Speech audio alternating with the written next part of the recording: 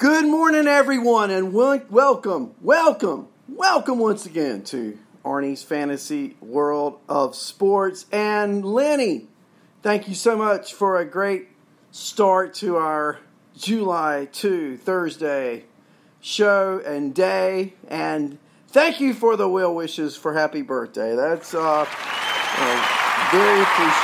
as we start this show today. So, mentioning the Cardinals and Jordan Hicks and problems with diabetes, and it takes you back to just remember the most important thing is health, right? I mean, without health, we don't have very much, and so we wish him well. And what I want to do a little bit today, in addition to us, it's Call-In Thursday, right? So if you want to call in, we'll call in. We'll put you on the air and talk a little bit. But a couple of things I want to talk about. And first of all, here are the topics for today, okay? We're going to talk a little bit about the schedule and who does it benefit, reality and fantasy, knowing that the same parameters are in place for playoff implications. And then let's talk about some players. And now that we have players opting out, and that's where we'll go first.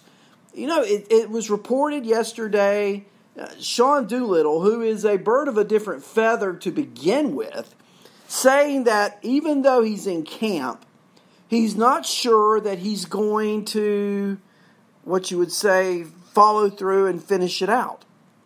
Okay, well, if he doesn't, and I'm not talking about if you've already drafted Sean Doolittle, but who then, Daniel Hudson, falls in line to benefit from the lack of save opportunities or opportunities, period, to pitch, left void by a player like that? And I just blurbed his name in there. Daniel Hudson, who, if you recall, and I'm sure you do because this is recent memory, last year in the end of the season and in the playoffs, Hudson was really their go-to guy to start with. And remember, Daniel Hudson throws 96 miles per hour. And in 2019, he had a career-best 2.47 ERA. He saved 8 games, countless holds. But if Doolittle does not follow through, then Daniel Hudson, to me, is the coronation in waiting saves guy for a Washington Nationals team that's going to win right many games. At least you would think so. So Hudson, certainly a beneficiary of any void that would be left by a player like Doolittle. And we're 3 weeks away.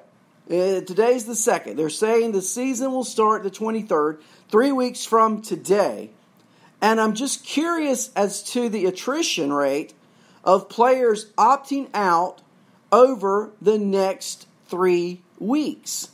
And it's something that most drafts were long completed, right?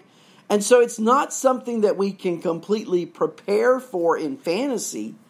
But you got to take a look at even a player who I don't think he's going to opt out, but he's going to miss some time because of the birth of a child, and that's Mike Trout. Now, Mike Trout, I think, this is just me, right? Clearly the best player in all of baseball. But we do know in recent years the stolen base rate is down. We know the power and the average are still there. But we're only going to play 60 games. Trout is going to face 4 teams 10 times. You're going to face the Mariners 10 times. That's a big plus, right? I mean, I think that's a huge bonus for Mike Trout. He's going to then face Oakland and Houston 20 times combined, and he's going to face Texas. So, of those 40 games, I like 20 of them a lot. 20 of them, not so much, maybe. And then we got interleague games where he's going to play the Giants, and we don't know where those games will take place, and that's huge. If they're playing in San Francisco, That's definitely probably the best pitcher's park in all of Major League Baseball. San Diego, Petco, another pitcher's park. The Dodgers, who we know can pitch. And then there's Colorado. So a big benefit there. But here's the thing with Trout. He's going to miss some games because of the birth of a child. Not even taking into effect any type of injury. For purposes of this discussion, we're not considering injury factors at all.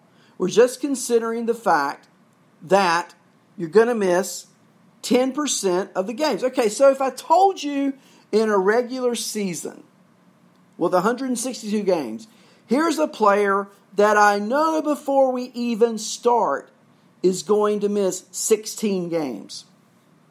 What would that do to your draft? Where would that person fall in your draft if you knew there were going to be 16 games where you wouldn't have them? And here's the key to this, though, even more importantly, in a shortened season. So let's say Trout misses up to 6 games consecutively. That means you're without Mike Trout, a potential number 1 pick, for a whole week. Why is that significant? Because there aren't that many weeks to the season. So if there are 9 weeks in the season, which is correct, and you miss a whole week of Mike Trout, you've really missed, you've missed 11% of the season. And so does that make, how does that make Trout valuable? Where does that rank him when, again, take the injury out of it? Because Trout gets hurt too. Take that out of the equation. Assume 100% health. The only variable are missed games that we know will happen. I think Acuna is more valuable. And I know Acuna is playing in the National League East against East pitching. Even Miami. Lenny touched on this. Miami greatly improved, and their pitching is not that bad. Probably the worst pitching team in the National League East is Philadelphia. And they're not horrible, and they're right-handed. Acuna, same side. It's going to hurt him a little bit, potentially. And then when he goes over to the other league, he's going to face the likes of the Yankees, Tampa Bay, Boston. Toronto's pitching's better than advertised. Well, maybe not, because we're advertising it. I think Toronto's pitching is pretty darn good, barring injury. They've got some good pitchers on that staff. That's another show. The only weak sister there would be Baltimore. So I think Acuna, I don't know, but I tell you, I like Acuna because of the talent. I like Yelich. I like Yelich in the division he's in. I like him against the American League competition that he's going to face. I like Bellinger. And I love Mookie Betts at this point. So would it shock me if Trout was drafted 4th, 5th in a league? If you could draft right now, not a shock. Not a shock at all. Would it shock me if he was picked number 1? No. But I'm just saying, as we look at the value of players, Garrett Cole's child, that birth before the season is huge. What if that happened during the season and we missed a start or 2? Starting pitchers with 60 games, even with just 5-man staff, you're talking about 12 starts. And if you're going to miss 2 starts out of 12, that's huge. That's huge in 2020. Cole, not in that situation. Baby born before season. But there will be attrition. And there's the rub with fantasy in 2020. We are in leagues, whether you're paying to be in a league, whether it's for free, you're in a league where you don't know right now the full lay of the land. And as players drop out, it can have a mighty effect on your season. So we know we got that situation. And I touched on this the other day. But you've got a very fluid situation now also in Colorado. Again, talking about how attrition may affect your fantasy year. Okay, so we know that Colorado, Ian Desmond says, I'm not playing.